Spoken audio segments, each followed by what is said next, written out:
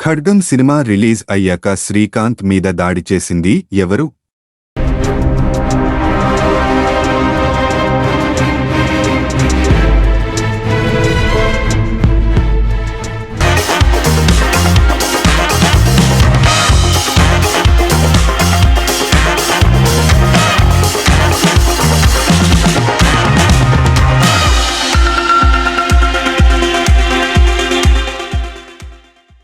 Cinema ఇండస్ట్రీలో ఉన్న హీరోలలో శ్రీకాంత్ ఒకరు.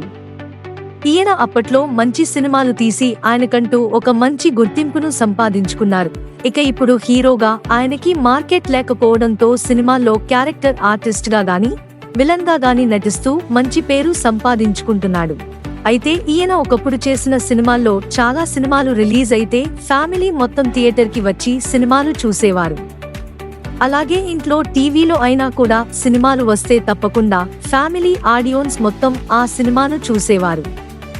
అయితే కృష్ణ వంశీ డైరెక్షన్ లో శ్రీకాంత్ వన్ ఆఫ్ ది హీరోగా వచ్చిన ఖడ్గం మూవీ ఎంత మంచి విజయాన్ని సాధించిందో మనందరికీ తెలిసిందే.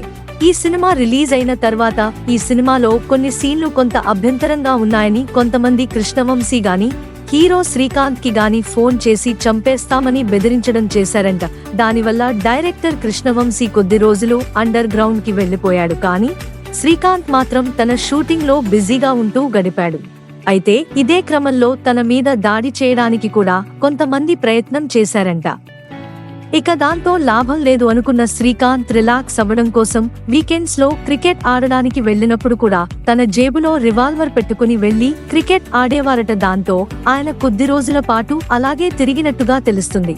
కానీ ఖడ్గం సినిమా తీసినందుకు కృష్ణవంశీకి గాని అందులో నటించినందుకు శ్రీకాంత్ గాని మంచి గుర్తింపు అయితే వచ్చింది.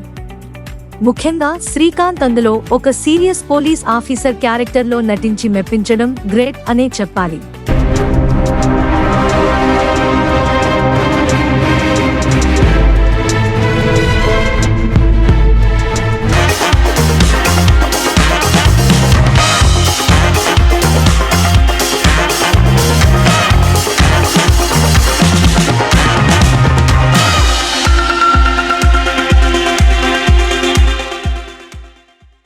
If you like the video, please like us and subscribe.